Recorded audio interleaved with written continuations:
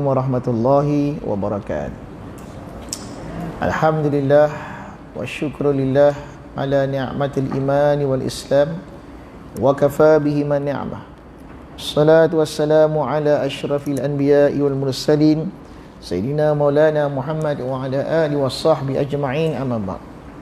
Alhamdulillah, bersyukur kita kepada Allah Subhanahu wa taala masih diizin kita ini meneruskan pengajian kitab Kashful Ghaibiyah, yang mana kita dah sampai di muka surat 27. Muka surat 27. Qala musannif rahimahullahu ta'ala wa nafa'ani iyaya wa iyyakum bi ilmihi wa barakatih.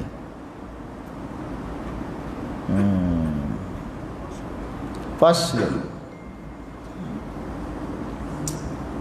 pada menyatakan percintaan atas mayat. Percintaan tu mana? Kasih. Tindakan sebab kasih. Kerana kasih ni kadang-kadang baik, kadang-kadang dia boleh menyebabkan seorang ni bersifat ta'assub, ifrat wa tafrit, berlebih-lebihan. Jadi apakah menyatakan kasih kepada mayat itu salah total ataupun ada cara yang ditunjukkan oleh Nabi sallallahu alaihi wasallam? Kerana satu perkara yang tak boleh kita nafikan, antara yang hidup dan mati ni ada hubungan. Hidup dan mati pasti ada hubungan. Sebab itu dalam beberapa hadis diceritakan bagaimana amalan-amalan orang-orang yang hidup ini akan dibentangkan kepada Nabi sallallahu alaihi wasallam, dan riwayat yang lain dibentangkan juga kepada ibu dan ayah dan keturunan dan sanak saudara dia. Maka apabila dilihat amalan daripada anak cucunya baik, maka berdoalah dia kepada Allah mayat tadi ni, ya Allah, terimalah amalan anak cucuku ni. Apabila dia tengok amalan tu tak baik, istighfarlah dia kepada Allah, mohon ampun pada anak cucu dia. Riwayat tu sahih, memang ada riwayat ni. Jadi inilah masuk dalam bab kasih atau cinta di atas mayat ni. Diriwayatkan pada hadis, barang siapa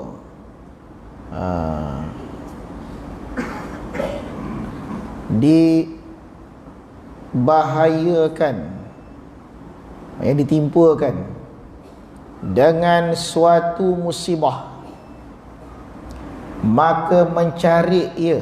Cari ni mana? Cari baju. Dia cari baju, dia cari kain dia. Dengan sebab musibah itu, apa dia cari? Akan kain. Musibah ni, kalau dalam kitab ni tak ada lain lah, musibah kematian.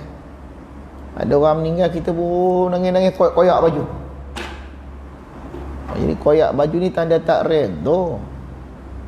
Tak boleh terima takdir si fulan ni mati. Dia sihat, ustaz, mana boleh mati? Koyak baju. Atau memukul ia dengan sebabnya akan dada. Sampai tahap macam tu. Orang Malaysia ni tak ada sangat lah. Syiah tu, puak-puak Arab tu setengah tu, bila mati, orang Arab jahilah tu ditepuk-tepuk dada, dia nangis itu. Tu. Maka seolah-olah mengambil ia akan lembing dan berperang ia akan Allah Ta'ala. Allah. Orang yang buat macam ni seolah-olah dia berperang dengan Tuhan. Ambil lembing, lawan dengan Tuhan.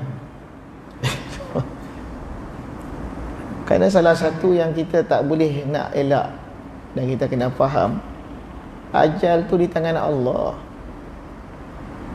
Lain tu sebab dia. Kalau nak mati pasal corona, corona tu sebabnya. Jagalah macam mana pun. Kalau ada ajal kita situ dah. Bukan mana kita tak jaga, SOP kena jaga lah. Dan masjid kita jaga bagus, alhamdulillah. Kita peringatkan semua jaga.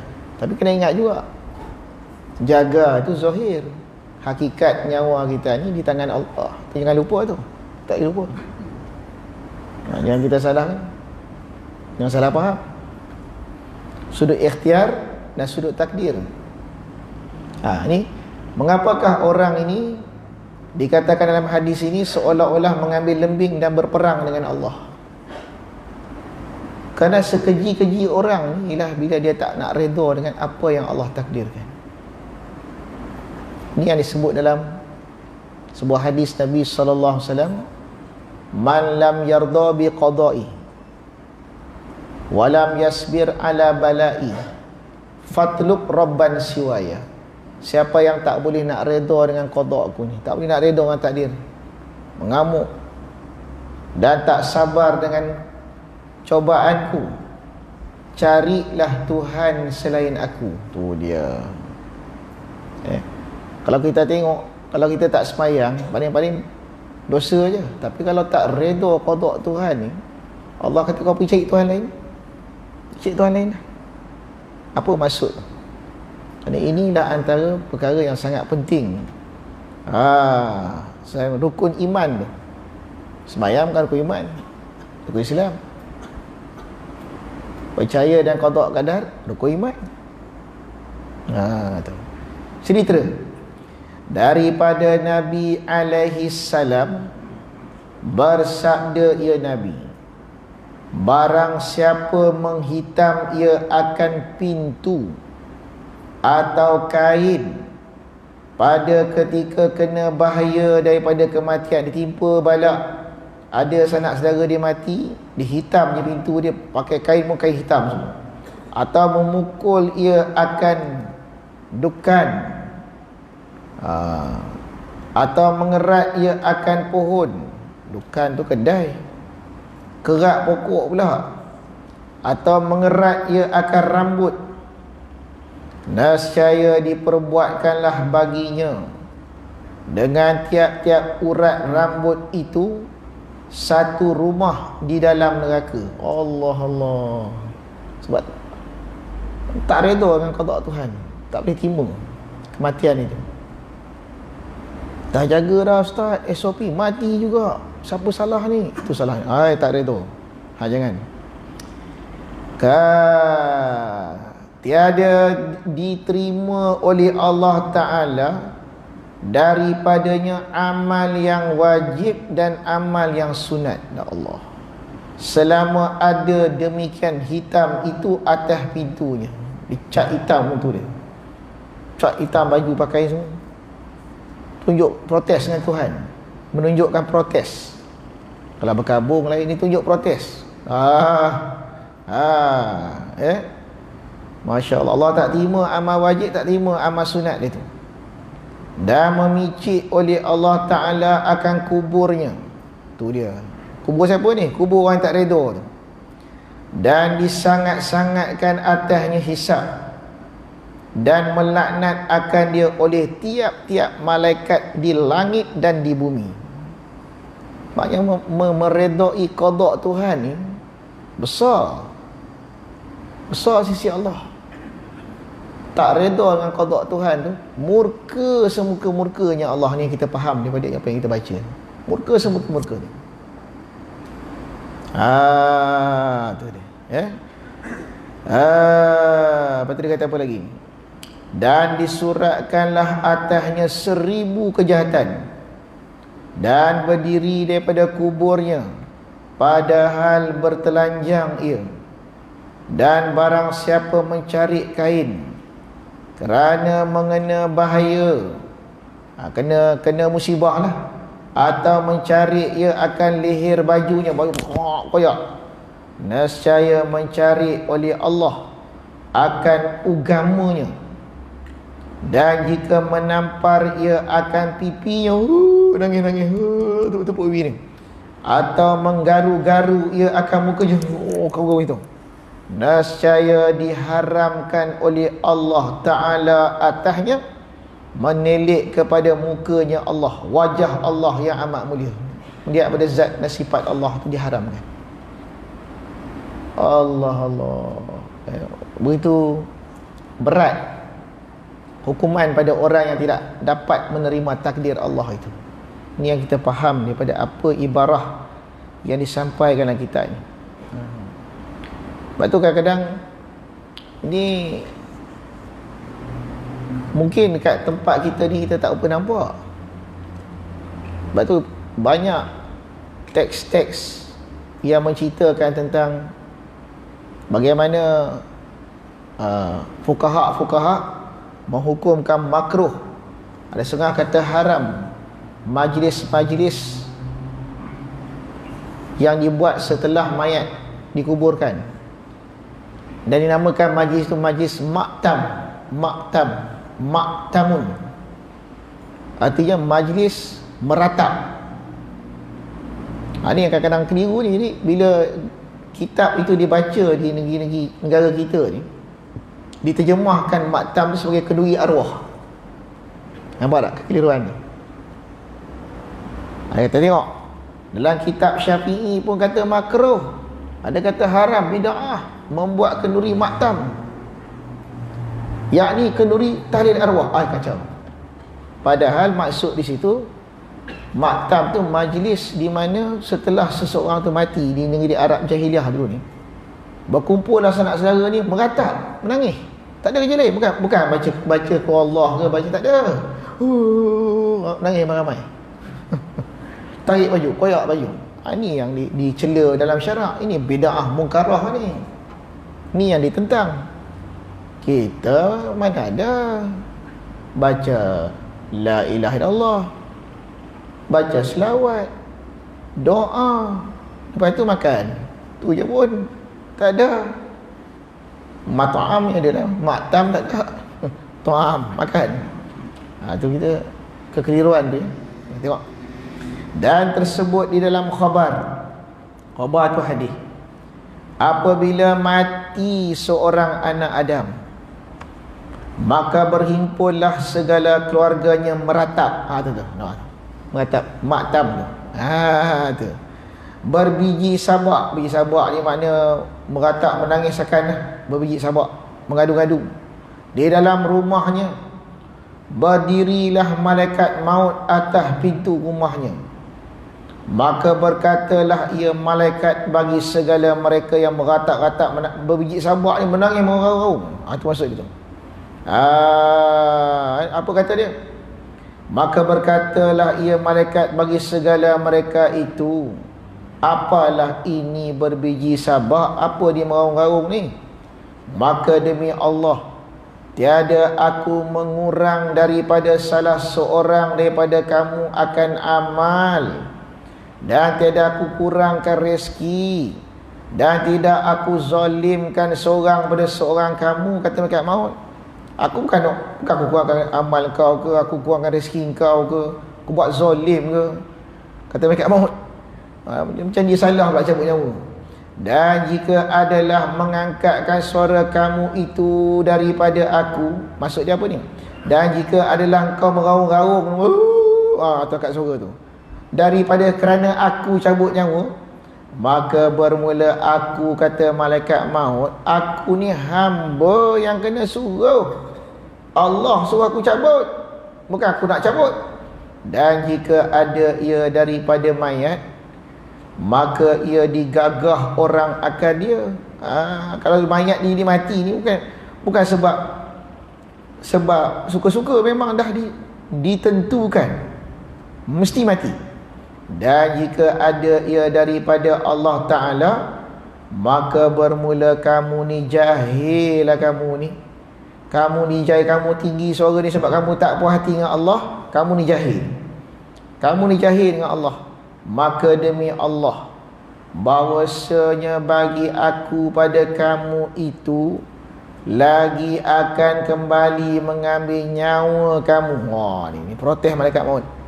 Kemudian dikembalikan akan kamu, dan akan segala zuriat kamu. Maknanya apa ni? Maknanya malaikat maut pun tak puas hati dengan orang meraung ni. Satu Allah tadi, malaikat maut. Kerana malaikat maut seolah-olah tersinggung perbuatan orang yang meratap ni. Macam dia salah cabut nyawa orang tu, padahal dia buat tu dengan perintah Allah. Dia kata kalau kau tak puas hati dengan aku ni hamba Allah. Bukan kerja aku ni. Kalau manusia tu langgar ke apa, itu kerana takdir, digagahi orang. Kalau kau tak puas hati pula dengan Allah Ta'ala, teruklah kau ni. Macam itulah maksud sini. Teruk sangatlah kau ni, tak faham tentang kehidupan, tak faham ayat kullu nafsin dha'iqatul maut. Tiap nyawa pasti akan merasai mati. Walan yuakhirallahu nafsan idza jaa ajaluha. Tak akan dilambatkan walaupun sesaat bila tiba waktu ajal. Walan yuakhirallahu nafsan idza jaa ajaluha. Tak. Wallahu khabirun bima ta'malun. Allah perhati apa kamu buat tu. Tengok apa kamu buat. Bukan tak tengok. Lepas dia kata apa lagi? Kata Faqih Abu Laith, bermula meratap berbiji sabak meraung-raung ni apa hukum dia? Haram. Dan tiada mengapa menangis dengan tiada mengangkat ini, meninggikan suaranya. Kalau menangis tak apa. Rasulullah pun menangis. Bila ada melihat Rasulullah menangis, itu sahabat tanya, kau menangis Rasulullah? Aku manusia, aku ada perasaan kasih. Menangis tak apa, ni orang meninggal kita menangis. Takkan nak ketawa pula, dah teruk. Menangis tu bagus, tanda kasih. Yang tak boleh meratap. Yang tak boleh meratap. Menangis boleh. Lepas tu dia kata, maka bahawa sabar daripada menangis itu lebih afdal, kata dia. Kerana firman Allah Ta'ala, innama yuwaffas sabiruna ajrahum bighairi hisab. Hanya sungguhnya adalah dianugerahkan pahala akan orang yang sabirun dengan tidak terhingga-hingga banyaknya. Dan musibah dah besar sikit, meninggal sanak saudara, musibah besar tu. Dan diriwayat daripada Nabi alaihi salam bahawasanya bersabdalah ia Nabi, bermula perempuan yang meratap mengangkatkan suaranya dan mereka yang kelilingnya daripada orang yang menuntut mendengar akan dia atas mereka itu, semuanya laknat Allah. Tu dia. Kita pun dengar duk keliling dia. Majlis meratap. Laknat dia Allah, laknat segala malaikat dan laknat segala manusia sekaliannya. Dan dikata orang tak kala mati Sayyidina Hasan bin Ali cucu Rasulullah sallallahu alaihi wasallam, berhentilah isterinya atas kuburnya. Isteri Sayyidina Hasan setahun duduk sebelah kubur Hasan bin Ali, Sayyidina Hasan.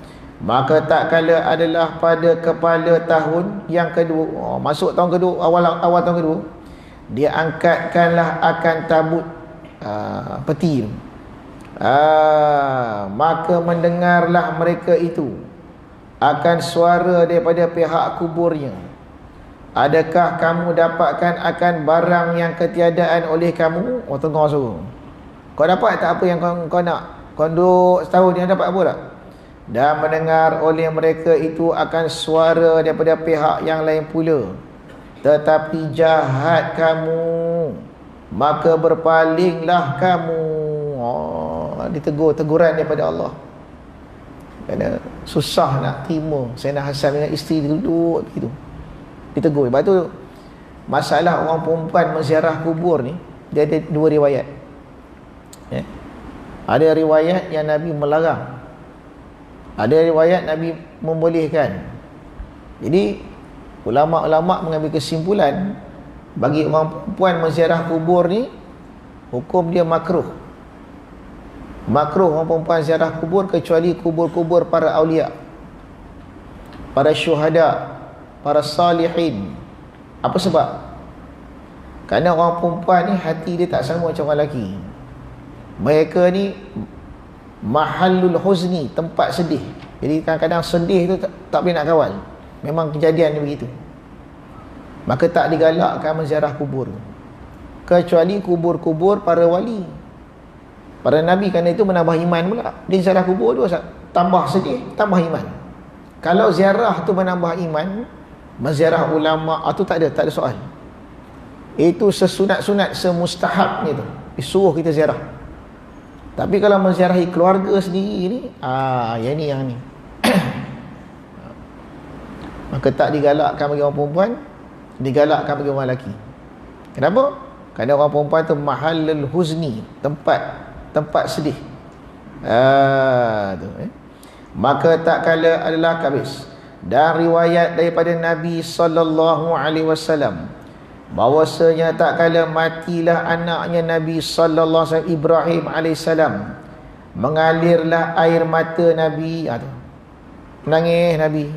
Maka berkata baginya Abdurrahman bin Auf, "Ya Rasulullah, adakah tiada ia sungguhnya engkau tegahkan kami daripada menangis?" Dia nampak? Dia nak datang ke kesimbangan. Meratap tak boleh, menangis macam mana pula? Macam mana sifat Nabi bila anak dia meninggal? Nabi menangis. Sahabat tanya, "Ya Rasulullah, bukan kau larang kami menangis kalau orang mati?" Maka sabda Nabi SAW, "Hanya sungguhnya aku tegah kamu tu daripada di dua suara yang fasik keduanya.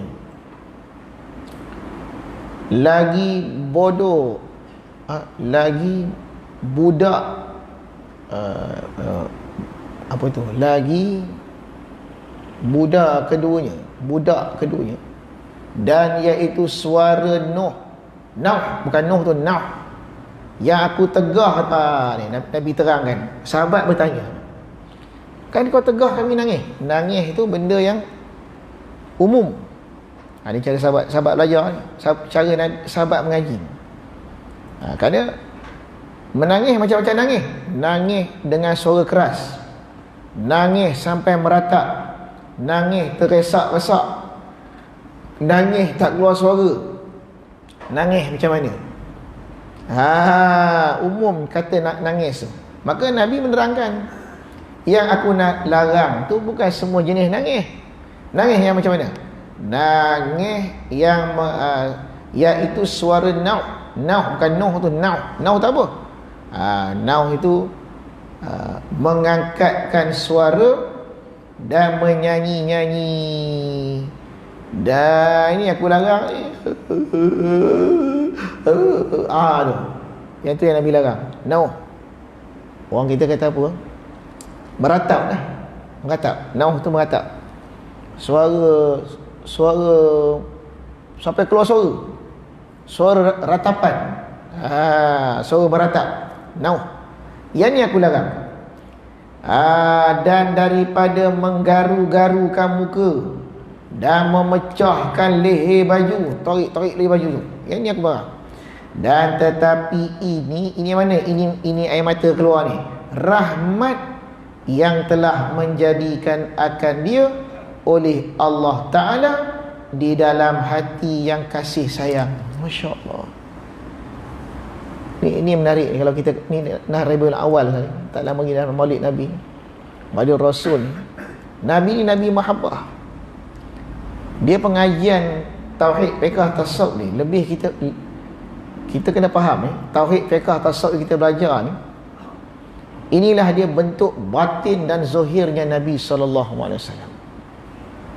yang kita sekarang belajar. Semua ilmu yang kita belajar ni sebenarnya datang daripada sifat-sifat yang telah ditunjukkan oleh Nabi sallallahu alaihi wasallam. Tengok macam Nabi ni. Bukan kata Nabi larang tu. Nabi kembalikan kita pada fitrah. Kalau pahaman Wahabi tu, dia suruh kita, dia kembalikan kita pada zahir hukum, tidak nampak kepada hakikat hukum. Hakikat hukum tu ialah sifat-sifat mahmudah yang ada pada Nabi SAW. Kenapa Nabi larang macam ni? Kenapa Nabi suruh macam ni? Apa dia? Macam ni tengok ni. Nabi mengajar tu, mengajar. Ini fitrah. Ini fitrah. Menangisi fitrah. Ada kala Nabi marah pula. Marah ni macam mana pula? Di mana tempatnya? Ini yang Nabi ajar. Bila nak perang kena ada marah. Marah kerana Allah. Bila menangis boleh menangis kerana rahmat daripada Allah. Cantik pengajian Islam ni. Dia ajar kita jadi manusia yang bertamadun, manusia yang mencantumkan antara zahir dan batin, bukan materialistik, bukan terlalu spiritual macam Buddha. Satu pertengahan, ummatan wasatan litakunu syuhada 'alan nas. Manusia pertengahan menjadi saksi ketuhanan kepada manusia. Tu kita. Lepas tu dia kata apa lagi? Nampak dia? Bersabda, bermula hati itu katanya, kata Nabi lagi. Kemudian bersabda lagi dia, bermula hati itu duka cita, sedih, dan mata itu mengalirkan ia. Allah. Hati sedih, tanda sedih itu mana? Air keluar kat sini. Macam orang tengok athar Nabi, tengok teringat Rasulullah, keluar air mata. Orang taubat, mengingat dosa, keluar air mata. Air mata yang macam inilah yang akan memadamkan api neraka, kata Nabi sallallahu alaihi wasallam. Allah, air mata padam. Ada kisah bila tengah-tengah nak bakar di api datang, tiba-tiba datang air biju, padam api. Malaikat bawa api, padam. Malaikat pun pelik. Ya Allah, ni apa cerita ni? Tiap kali aku nak bakar hamba kau ni, api datang. Malaikat Malik, jangan kau kacau dia. Air yang kau nampak inilah air matanya yang dia pernah bertaubat. Di tengah-tengah malam mengingat dosa dia, taubat, dia keluar air mata. Air mata tu tiba-tiba kat akhirat besok berlambak. Dia keluar titik 2 je. Di akhirat tu Allah jadikan macam banjir. Tu padam api tu. Subhanallah. Air mata juga. Kita belajar agama ni, kita nak faham bila masa aku nak keluarkan air mata ni. Dan apa faedah dia tu? Kemudian dia kata apa lagi? Ni menangis kot Dan. Menangis, bengkak mata. Kenapa pakcik nangis? Tengok Hindustan. Kacau.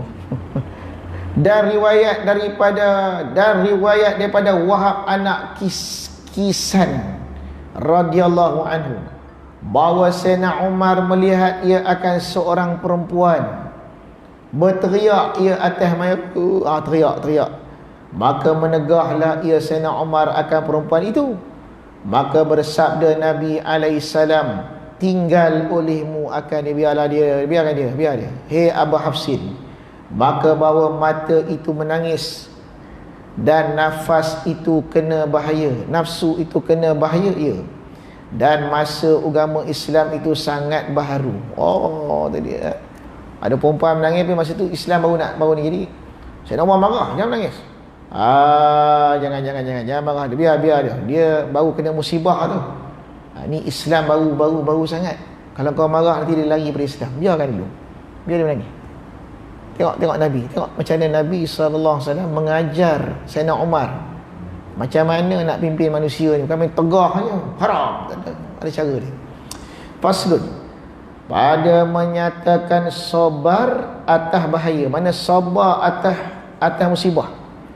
Bahaya itu makna musibah. Cerita daripada Ibnu Abbas radhiyallahu anhuma, bahwasanya bersabdalah Nabi alaihissalam, awwalu ma kutiba bil qalami fil lawhil mahfuz bi amrillahi ta'ala, inni anallah la ilaha illa ana Muhammadun abdi wa rasuli wa khairati min khalqi man istalama liqada'i wa sabara ala bala'i wa syakara li na'ma'i uktubhu siddiqan wa ba'athhu minas siddiqin yaumal qiyamah wa adkhilhu al-jannah wa man lam yastaslim liqada'i wa lam yasbir ala bala'i wa lam yashkur ala na'ma'i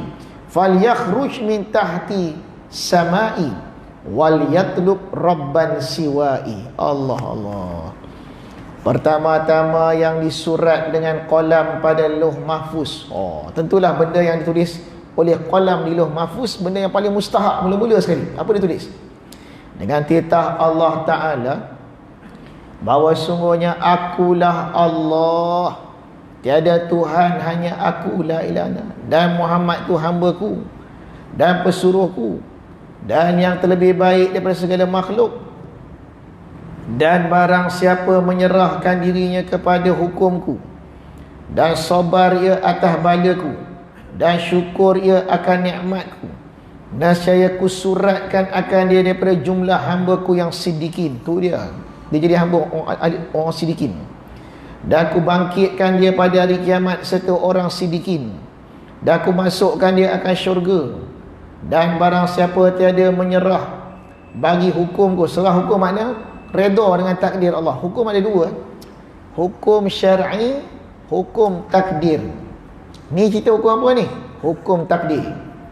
Siapa yang tak redha dengan hukum takdirku, tu, dan dia tak sabar atas balaku, dan dia tak syukur atas nikmatku, maka daklah keluar daripada bawah langitku, dan daklah tuntut ia akan Tuhan yang lain daripada aku. Allah Allah. Kalau orang cakap macam ni, mak kita marah kita makan tidur makan kau, lepas tu tak hormat dia. Dia bila kita tak hormat mak ayah ni, kau keluar pada rumah ni, kau pergi cek mak bapak lain. Apa maksud tu?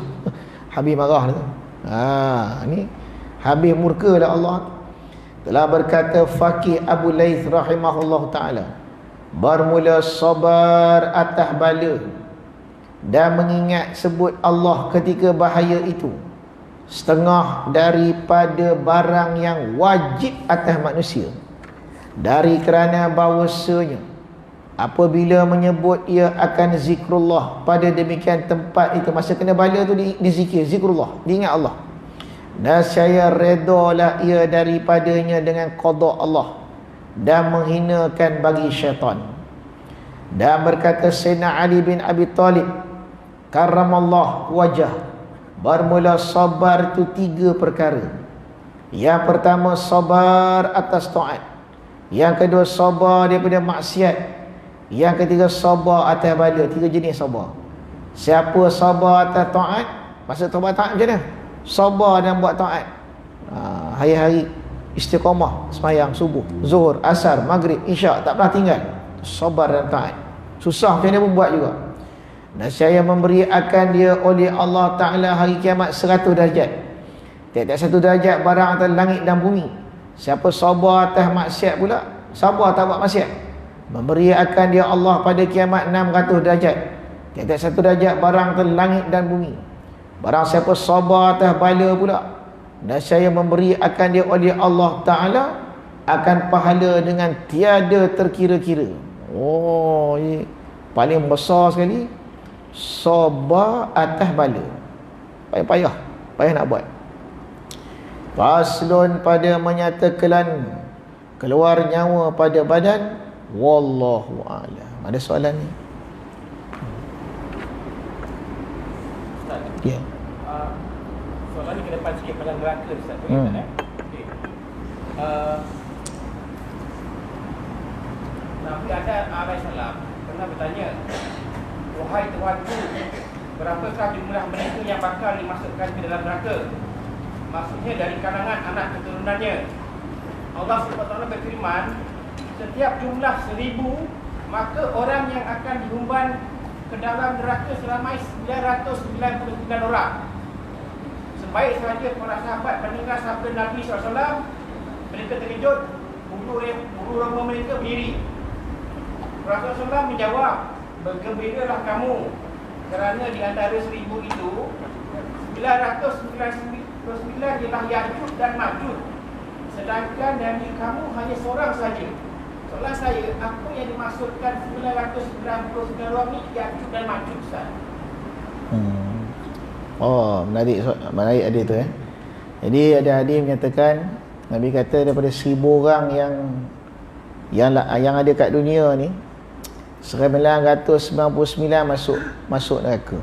Seorang dia masuk juga. Biasa dengar tu. Dia tu biasa dengar tu.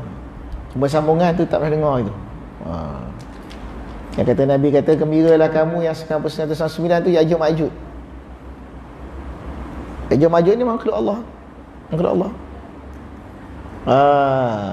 Jadi Nabi kat situ Nabi bagi dua keadaan. Khauf, roja. Mula-mula Nabi bagi khauf dulu, takut. 1000 orang, 999 masuk neraka. Terbit khauf, timbul takut. Khauf tu iman. Takut kita ni tak termasuk yang satu tu, impossible rasanya. Lepas tu Nabi bagi roja, harap pula. Harap je lah 999 tu Ya'juj Ma'juj. Kita bukan Ya'juj Ma'juj pun, Ya'juj Ma'juj lah, Gog and Magog lah. Yang satu tu kamu. Kalau 999 kamu, semua Ya'juj Ma'juj. Maka terbitlah yang dikatakan roja. Hadis seperti ini kita tak boleh ambil zahir, tak boleh kalkulat 99 tak, bukan macam tu. Ini masuk mimbabi targhib wa tarhib. Targhib wa tarhib. Targhib menakutkan, targhib menggemarkan, tarhib menakutkan. Dia termasuk dalam bentuk hadis fadail amal. Fadail amal. Beramal sekian-sekian ni dapat banyak ni, beramal sekian ni banyak ni. Kau tak beramal macam ni, masuk neraka, duduk dalam neraka sekian-sekian tahun. Ini kita masuk dalam ayat ataupun hadis yang dinamakan targhib wa tarhib. Ya, sama macam dalam Quran kata kana miqdaru alfasanatin mimma ta'udun. Adalah kiraan hari kiamat itu, sehari kiamat seperti 1000 tahun dunia. Tapi dalam ayat yang lain pula kana miqdaru khamsina alfan. Sehari di dunia ni sama, sehari di akhirat sama macam 50,000 tahun.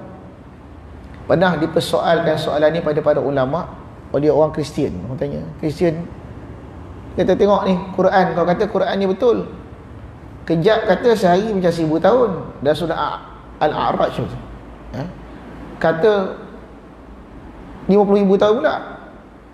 Ini dijawab oleh para ulama, al-adadu la mafhumalah. Bilangan ni tak boleh kita ambil kira. Macam kita kata, aku sanggup menantimu walau 1000 tahun lagi. Ya ke 1000 tahun? 60 pun mujur lah. Apa maksud tu? Ini dalam ilmu balaghah dia kata mimbabi balaghah, mimbabi mubalaghah, bersangatan. Ya. Jadi yang kata 1000 tahun tu disebut dalam kitab tafsir Sawi. Yang kata 1000 tahun ni, inilah yang dirasai oleh orang-orang ahli maksiat daripada umat Muhammad sallallahu alaihi wasallam. Bila mereka diseksa di hari akhirat besok, mereka rasa sehari tu macam 1000 tahun. Ada pun orang kafir yang tak beriman ni, sehari di kiamat dirasa macam 50,000 tahun. Maksud dia apa? Teruk lagi, berat lagi. Kerana di hari kiamat dah tak ada hari sebenarnya. Hari kiamat mana ada hari? Yang ada ahqab. Satu ahqab tu 80 tahun, 80 tahun. Dia tak ada hari, dia tak ada siang, tak ada malam. Nak kira macam mana? Itulah kitab tafsir kata. Maka kembali pada persoalan kita tadi tu, yang persoalan tu sebenarnya adalah antara khauf dan roja. Khauf dan roja. 1000 seorang yang masuk syurga. Takut kita ni tak terpilih yang seorang tu. Timbul takut.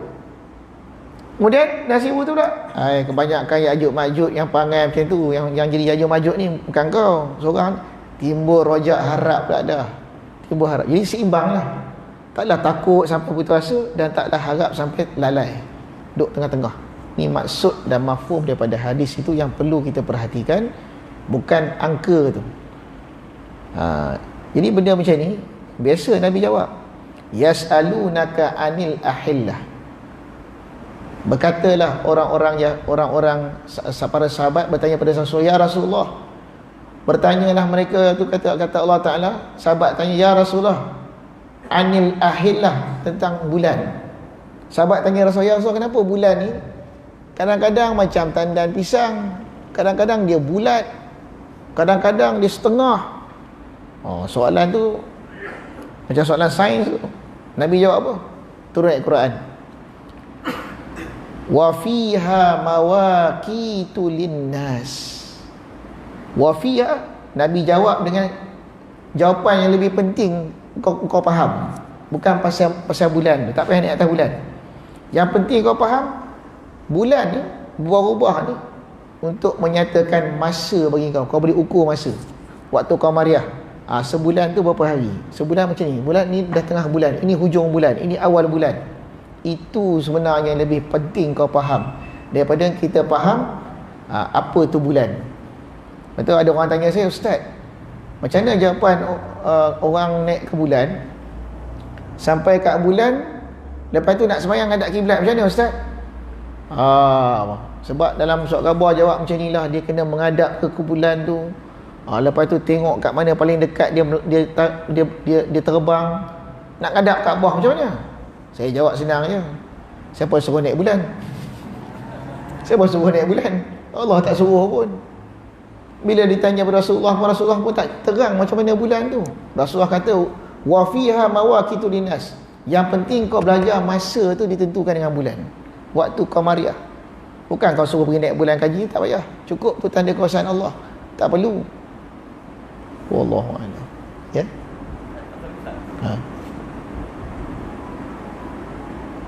Ini panjang sikit Ustaz. Ada satu hadis riwayat Imam Muslim Bukhari. Ya. Ada orang sepanjang hidup dia membuat amalan syurga. Serasta lagi nak masuk syurga, buat amalan ahli neraka, masuk neraka. Ada orang sepanjang hidup dia buat amalan ahli neraka. Serasta lagi nak masuk neraka, buat amalan ahli syurga, masuk ke syurga. Ini ada satu kisah benar Ustaz. Saya baca dalam salah satu buku, nama buku tu Al-Arad, karangan Maulana Hadis, Maulana Zakaria Al-Qadawi. Okay. Dia kata ada satu ulama besar di Iraq. Ulama ni banyak sekolah tahfiz, beribu-ribu murid dia, dan dia boleh membaca dan memahami 12 qiraat Al-Quran. Satu hari ulama besar ni ajak murid-murid dia yang rapat dia, mengatakan yang dia ni nak berjalan ke hujung kampung. Jadi beberapa orang murid ikut samalah. Sampai dalam perjalanan tu ada satu biara, kuil lah. Beberapa orang tengah menyembah berhala. Terlintas di hati ulama besar dia kata, apalah bodoh sangat orang ni menyembah berhala. Lepas tu dia sambung perjalanan dia sampai satu tempat, ada beberapa orang perempuan sedang mencedok air dari perigi. Kemudian berkatalah ulama besar ni kepada murid-murid dia, kau baliklah dulu, aku nak berehat beberapa hari di sini. Dipendekkan cerita, ulama ni kahwin dengan perempuan, salah seorang perempuan yang mencedok air ni, anak kepada seorang padri. Okey Ustaz. Selang beberapa bulan, murid-murid dia yang rapat dengan dia rindu dengan ulama besar ni, tuan guru ni, tak balik-balik dah lama. Jadi murid ni pergi mencari tempat kampung terakhir di mana dia berpisah dengan ulama tadi. Jadi murid tanya orang kampung ni, di mana, kenal tak dengan orang-orang ni? Kata orang kampung, tak, aku kenal. Kau pergi hujung kampung sana. Murid-murid ni yang rapat dengan dia ni, ulama besar tadi ni, pun pergi ke hujung kampung. Apabila sampai hujung kampung tu, murid tu terperanjat dan menangis melihat ulama besar ni menjadi gembala babi. Kahwin dengan anak padri tadi, dia jadi gembala babi. Jadi murid ditanya kepada ulama tadi, kenapa tuan guru jadi macam ni? Kau ingat tak, kata dia, masa aku melintasi satu biara kuil, aku melihat beberapa orang sedang menyembah patung. Terlintas dalam hati aku betapa bodohnya orang ni menyembah patung berhala. Pada masa tu seolah-olah iman aku keluar daripada diri aku, hilang, keluar, terbang. Dan inilah takdirku, kata dia. Jadi soalan saya Ustaz, ulama yang besar macam gini pun Allah takdirkan dia penghujung hidup dia dalam keadaan yang tak elok. Apa hikmah pengajaran yang kita boleh ambil bagi kita benar ni Ustaz? Ya, kisah tu disebut dalam kitab Al-Mustatraf, ya. Dalam kitab Mustatraf, Mustatrafat dan telah diterjemahkan oleh Syekh Daud Al-Fatani, ya, dalam kitab Jam'ul Fawaid. Kisah tu masyhur, ya. Dia adalah seorang guru yang masyhur di Baghdad. Anak murid dia Asy-Syibli yang kisahkan tu. Dan kisah tu ada sambungan tu, panjang kisah tu. Cerita tu masuk dalam Babil Kibri, tentang takabur.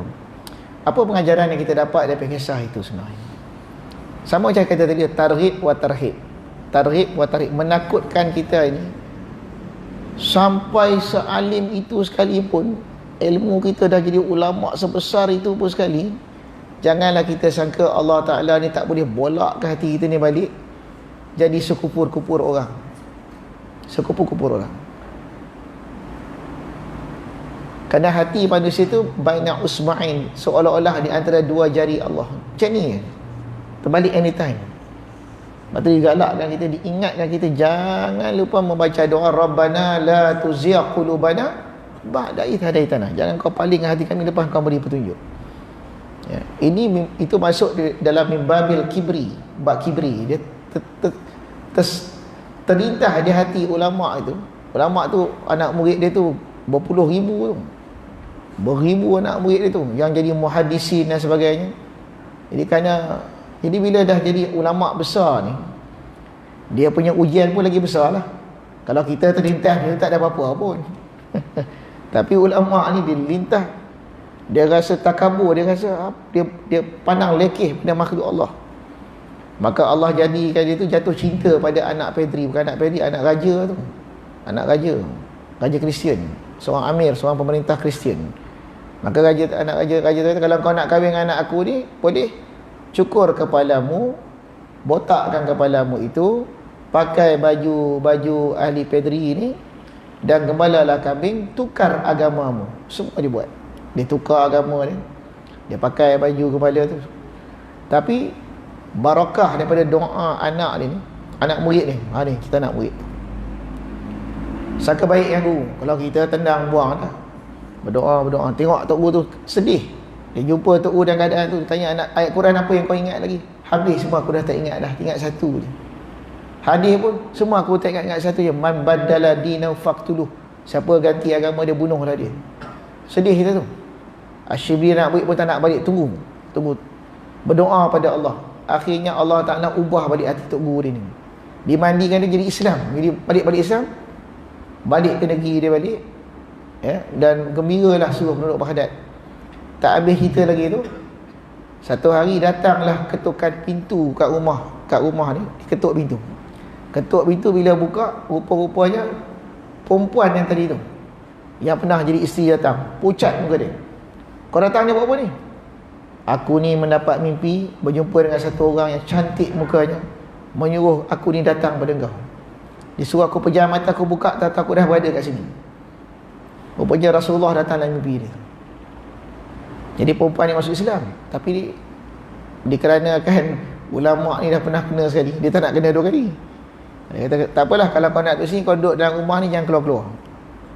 Maka perempuan duduk dalam rumah tu, tak keluar-keluar kerana cinta dia pada ulama' ni. Sampai mati. Sampai akhirnya, sampai dah kering tulang, mati. Kerana kasih kat ulama' ni. Ulama' ni pula bila tengok macam tu, sedih pula dah. Teringat buah hati lama. Menangis pula, menangis, mati pula. Allah, mati dua-dua. Lepas tu ada pula seorang orang soleh mimpi pula, jumpa pula dua-dua ni telah dikahwinkan Allah dalam syurga. Allah, love story hujung dia. Tapi pengajaran dia tak ada, targhib wa tarhib, ya? Menggemar dan menakutkan satu orang tu. Sebanyak mana pun amalan kita ni, kita tak tahu di manakah dan apa berlaku kita di akhir hayat kita itu, husnul khatimah atau su'ul khatimah. Ada soalan itu. Soalan dia, melipat kaki seluar dan lengan baju ketika mengambil air sembahyang, tetapi tidak membetulkan semula ketika mengerjakan sembahyang. Masalah ini biasanya dilakukan oleh orang-orang lelaki. Adakah ianya makruh? Menarik soalan fiqah ni. Lipat kaki seluar, lipat lengan baju. Masa sembahyang kita lipat dah. Lepas tu tak betul kan balik, biar macam tu. Makruh tak? Ya, makruh. Makruh kenapa? Ni makruh tanzih, bukanlah makruh berat. Kerana ada beberapa hadis dalam kitab-kitab sebut, ya, dia bila kita sembahyang ni, dia kena ada rupa kehambaan. Ada rupa kehambaan. Jadi termasuk daripada tertib rupa kehambaan, lengan baju ni dilepaskan. Lepas isyarat kepada nak menyembah. Kalau sing-sing baju ni nak bergaduh. nak mencuci. Bila dia lepas tu, isyarat kepada ketenangan, isyarat pada kita nak pergi menghadap. Macam orang pergi menghadap raja, takkan nak lipat lengan kot, dia buka lah. Nak menghadap Allah Ta'ala, adab dia itu.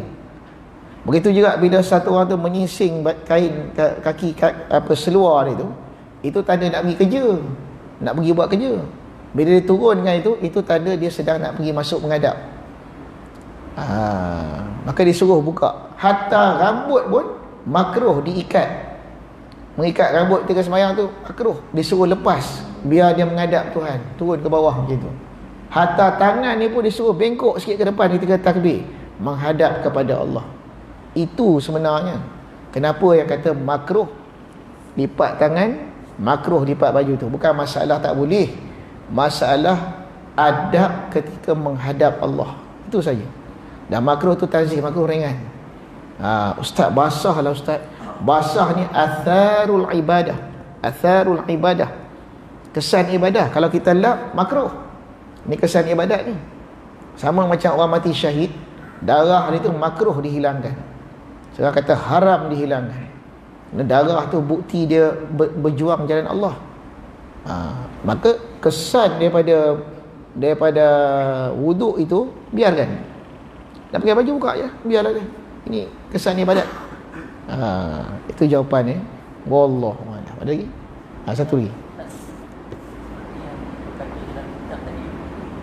Yang meratapi kematian secara berlebihan, dikatakan berperang dan berlawan dengan Allah Taala.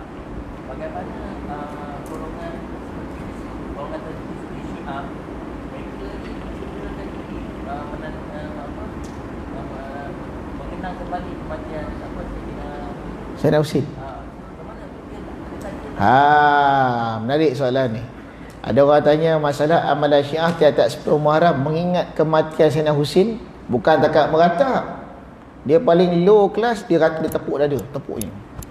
Yang tinggi lagi dia ambil pedang, gok, lepas tu ambulans pergi sebelah, masuk untuk menunjukkan kesedihan dia tu. Kerana ada orang tanya tadi, ada orang tanya, kalaulah meratap itu pun seperti mengambil lembing berperang dengan Allah, habis kalau yang macam tu, itu sebesar-besar bid'ah tu, bid'ah munkarah tu, bid'ah yang sebesar. Dan dia bid'ah ni, beza dosa bid'ah dengan dosa maksiat apa dia? Dosa maksiat kita tahu tu salah. Dosa bid'ah yang membuat itu merasa diri dia mendekatkan diri pada Allah, ini bahaya. Ini satu dosa yang sangat susah nak baik. Setiap kali dia pukul belakang, dia rasa dia dekat dengan Tuhan lagi. Dia pukul belakang, dia rasa dekat dengan Allah lagi. Saya pernah dengar ceramah daripada ulama daripada Syria, Syekh Abdul Hadi Al-Kharsa. Dia kata salah satu daripada bukti Syiah ni tak betul, bala yang diturun oleh Allah Ta'ala. Dekat dunia lagi Allah dah bala. Bala dia bala dia ialah mereka mencederakan diri mereka sendiri sebelum dibakar dalam api neraka. Bid'ah masuk neraka. Belum lagi kat akhirat, kat dunia dah kena dah, sendiri bantai. Lepas tu bila dia bantai dia rasa diri dia betul, diri ni takarrub pada Allah. Tu yang susah tu. Dia rasa bila dia cederakan diri dia, inilah dia iman, inilah tanda kasih kepada. Padahal dalam kitab kata tadi, meratap pun saja sudah dianggap tak redha dengan qada Allah, apalagi engkau hentak dengan besi, dengan pedang tu. Saya tengok dalam video tu, takut tu, terbelah-belah. Tapi bagi mereka ini tanda kasih. Na'udzubillah min zalik. Syariat Allah tak pernah mengajar kita seperti itu, menyiksa diri. Tapi itulah bala, itulah cara Allah camouflage bala dia. Dia rasa itu ibadat, padahal itu adalah siksaan. Sama juga setengah daripada agama yang mengajar orang minum kencing lembu. Lembu ni suci, termasuklah kencing-kencing sekali, minum. Itu satu bentuk penghinaan daripada Allah Subhanahu Wa Taala. Dia rasa itu agama, meminum kencing lembu ni agama. Na'udzubillah min zalik. Jadi ni cara Allah Allah mentadbir. Dirasakan diri itu baik, pada itu penghinaan daripada Allah di dunia lagi. Syiah menghentam diri sendiri.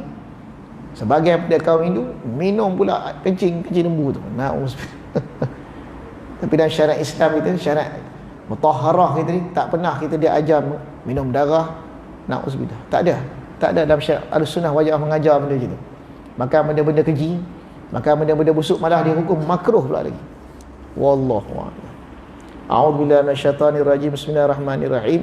Alhamdulillahirabbil alamin hamdan yuwafi sultani Allahumma inna qurbana musta'min asrarana wa syughal bi'tibar alhamdulillahirabbil alamin.